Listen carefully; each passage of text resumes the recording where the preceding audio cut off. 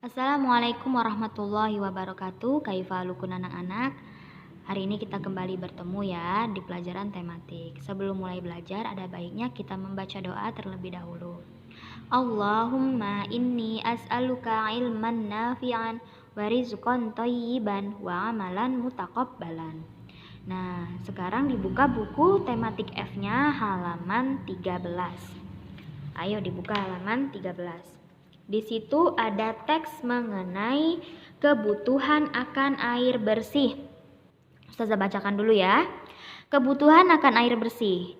Setelah berolahraga, kita akan merasa haus. Rasa haus muncul karena saat berolahraga suhu tubuh kita meningkat. Peningkatan suhu tubuh membuat kita menjadi panas. Tubuh pun mengeluarkan keringat agar suhu tubuh kembali normal.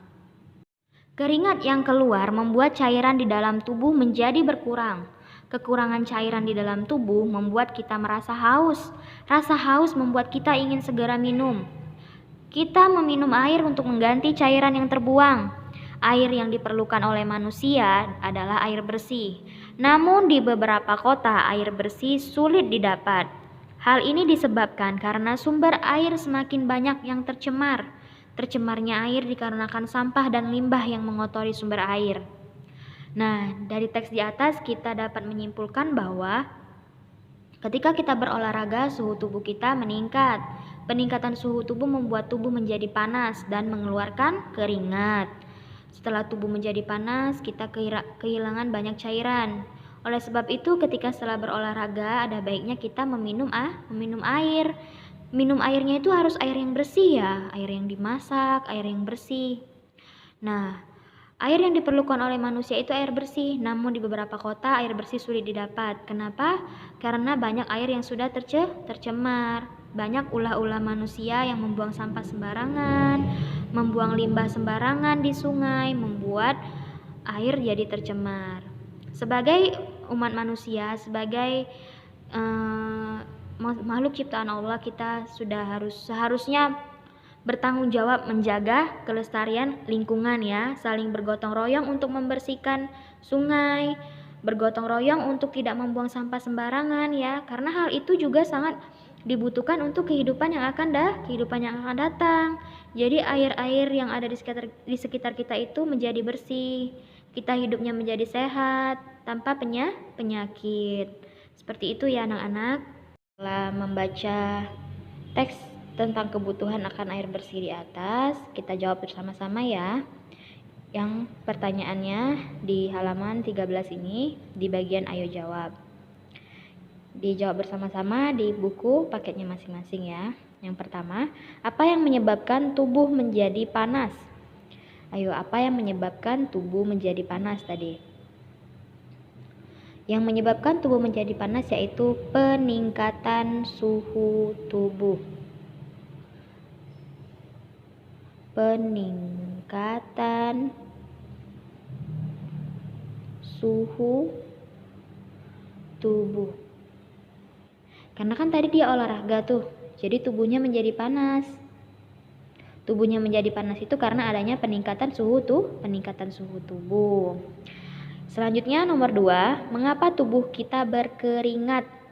Ayo, mengapa tubuh kita berkeringat? Karena apa tubuh tadi berkeringat? Karena,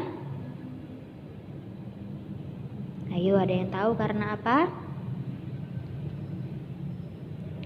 Karena tubuh kita panas ya, karena tubuh kita panas. Selanjutnya nomor 3, untuk apa kita meminum air setelah berolahraga? Untuk apa kita meminum air setelah berolahraga? Untuk apa? Untuk mengganti cairan yang terbuang.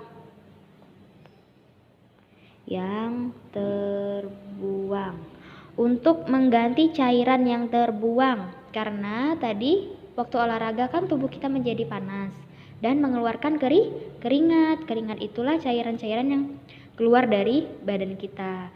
Dan meminum air itu yaitu untuk mengganti cairan yang sudah terbuang tadi ya anak-anak. Selanjutnya yang terakhir, mengapa di beberapa kota air bersih sulit didapat? Karena sudah banyak yang tercemar. Karena sudah banyak yang tercemar ya. Karena sudah banyak yang tercemar. Nah, itu saja ya jawaban-jawabannya. Jangan lupa ditulis di buku paketnya. Yang tugas ini tidak perlu difoto ya anak-anak, cukup kalian tulis saja di buku kalian masing-masing. Nah, selanjutnya kalian bisa buka bukunya halaman 14 ya. Di situ Ustazah akan menceritakan tentang 2 gambar tersebut. Ceritakan dengan tema upaya menjaga kelestarian sumber daya air. Nah, di gambar yang pertama itu ada orang yang sedang menebang pohon. Di gambar yang kedua ada orang yang sedang bergotong royong membersihkan sungai. Yang mana ya yang bagus? Ya, yang bagus itu yaitu gambar yang kedua ya. Gambar yang pertama itu sangat tidak baik karena orang-orang banyak menebang pohon. Penebangan pohon itu bisa menyebabkan apa ya anak-anak? Yang pertama bisa menyebabkan banjir. Yang kedua bisa menyebabkan oksigen di kota tersebut berkurang. Jadi udara-udara bagus, udara-udara segar itu berkurang ya. Jadi banyaknya udara-udara yang kotor, yaitu dari polusi mobil, polusi motor, polusi pabrik ya. Itu semua sangat tidak bagus untuk kesehatan. Yang kedua yaitu gambar yang kedua, gambar bergotong royong membersihkan sungai ya. Jadi ada 4 orang yang sedang bergotong royong membersihkan sungai, membersihkan sampah-sampah di sungai. Nah, gambar yang kedua ini bisa menjadi contoh ya untuk anak-anak semua. Untuk saling bergotong royong membersihkan lingkungan sekitar. Ya, contoh di rumah kalian misalkan di selokan ya, di got ya, itu ada sampah-sampah kotor, sampah-sampah plastik yang membuat aliran air itu sulit mengalir. Nah, itu bisa kalian bersihkan. Ya, biasanya kan di RT itu kan di komplek-komplek itu kan biasanya akan diadakan yang namanya gotong royong. Jadi kita sebagai warga negara Indonesia itu bukan wajib ya, tapi memang harus bergotong royong karena itu salah satu ciri khas dari negara kita, negara Indonesia. Jadi kita sudah belajar tentang kebutuhan air akan tubuh. Kebutuhan tubuh akan air. Sorry ya, terbalik Ustazah. Nah, jadi sekarang apa saja lagi yang dibutuhkan oleh manusia dalam tubuhnya? Ya, yang dibutuhkan yaitu sumber energi. Nah, di sini kita baca ya. Sehabis berolahraga, tetap di halaman 14 ya. Sehabis berolahraga kita juga sering kali merasa lapar. Kita merasa lapar karena energi tubuh kita telah terpakai. Setelah beberapa saat, kita pun memilih untuk makan.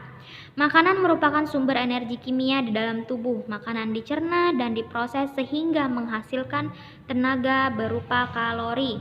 Tenaga itu diperlukan tubuh untuk melakukan kegiatan seperti berolahraga, belajar, bermain, bahkan untuk tidur.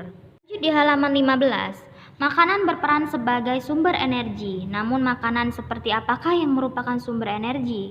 Makanan yang demikian adalah makanan yang mengandung zat-zat gizi seperti karbohidrat, lemak, dan protein. Contoh zat-zat yang terkandung di dalam makanan adalah sebagai berikut. Yang pertama, bahan makanan yang banyak mengandung karbohidrat adalah beras, jagung, gandum, dan umbi-umbian. Beras, jagung, dan umbi-umbian. Ubi jalar, singkong atau ubi kayu, dan kentang. Sedangkan untuk lemak itu ada 2, yaitu ada lemak hewani dan lemak nabati. Lemak hewani itu ada seperti keju, susu, daging, serta kuning telur. Sedangkan lemak nabati ada kelapa, kemiri, kacang-kacangan, dan buah avokat. Buah avokat apa? Buah pokat. Selanjutnya ada protein juga, protein hewani dan protein nabati. Kalau protein hewani itu yang berasal dari hewan, sedangkan nabati yang berasal dari tumbuh-tumbuhan. Contohnya protein hewani seperti daging, ikan, telur, susu, dan keju. Sedangkan protein nabati ada kacang-kacangan, tahu, dan tempe. Jadi hewani dan nabati itu beda ya. Kalau hewani itu yang berasal dari hewan, sedangkan nabati itu yang berasal dari tumbuh-tumbuhan ya, seperti sayur-sayuran, kacang-kacangan ya. Itu yang berasal dari tumbuhan. Lanjut, Ustazah akan membahas di halaman 16 ya. Ustazah akan membacakan teks tentang aliran air sebagai sumber energi. Pernahkah kamu memperhatikan aliran air sungai? Air sungai mengalir ke satu arah. Air sungai dapat mengalir karena memiliki sifat benda cair. Air sungai mengalir dari tempat yang tinggi di pegunungan menuju ke tempat yang rendah di muara sungai. Di daerah pegunungan, sungai mengalir dengan deras. Hal ini karena banyak tebing yang dilalui aliran sungai. Aliran sungai yang deras memiliki energi. Aliran tersebut dapat menghanyutkan benda maupun menghancurkan batu yang menghalangi. Kejadian ini menunjukkan bahwa aliran air memiliki energi. Energi itu merupakan energi kinetik aliran sungai. Semakin mendekati muara, aliran sungai semakin melemah arusnya. Namun aliran sungai yang lemah masih memiliki energi. Benda-benda yang ringan dapat terbawa arus aliran sungai. Sebagai contoh, perahu kertas yang kita mainkan atau daun yang jatuh di sungai. Nah, sudah Ustazah bacakan teksnya, kalian jawab halaman 17 ya. Nah, di halaman 17 di bagian ayo berlatih. Ditulis di buku paketnya masing-masing ya, jangan lupa difotokan sama Ustazah ya, seperti biasa. Untuk matematikanya, Ustazah akan menjelaskan tentang jumlah bulan, hari, dan minggu ya. Jadi di tabel yang di atas ini tadi, kita sudah dijelaskan bahwa bulan itu ada 12 bulan. Di bulan Januari itu terdapat 31 hari. Di bulan Februari terdapat 28 hari.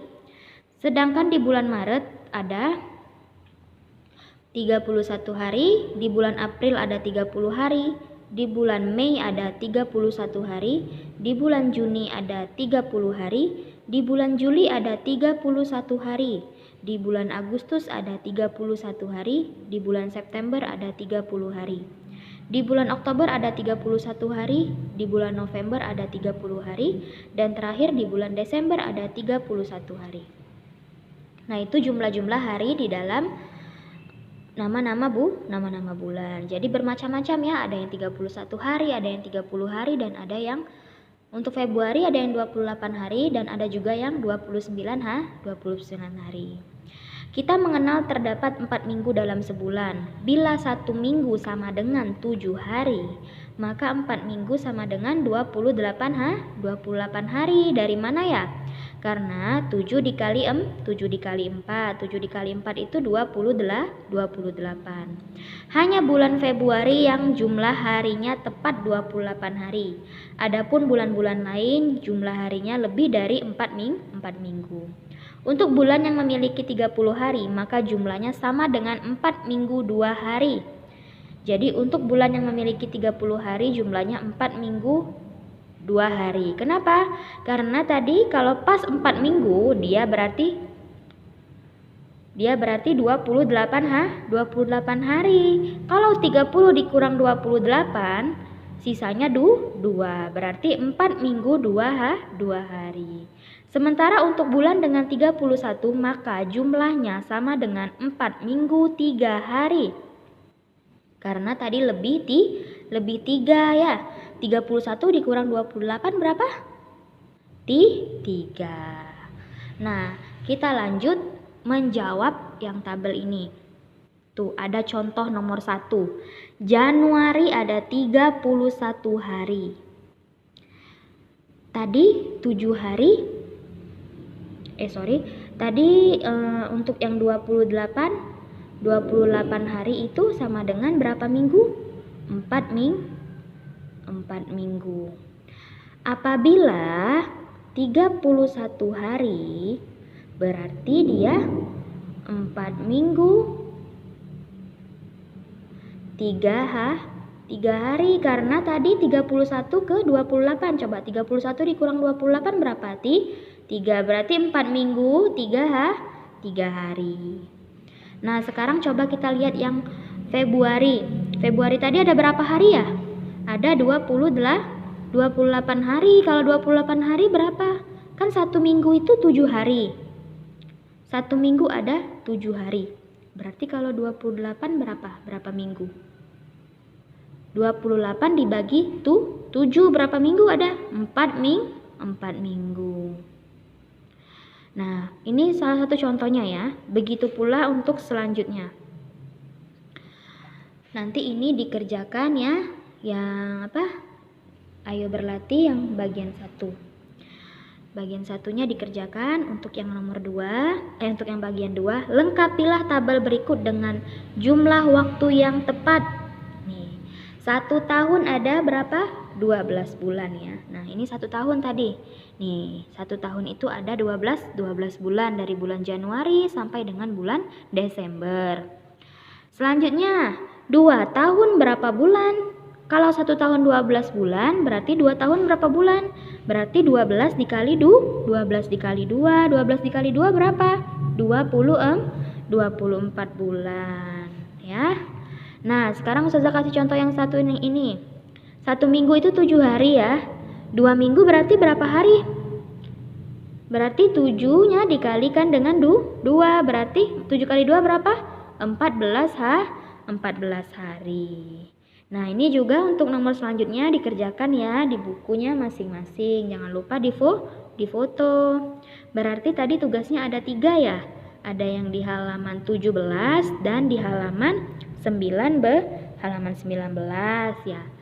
Jadi tugasnya ada 3, ada 17 dan halaman 19. Halaman 19 ini ada 2 tugas. Tugas yang pertama dan tugas yang kedua ya.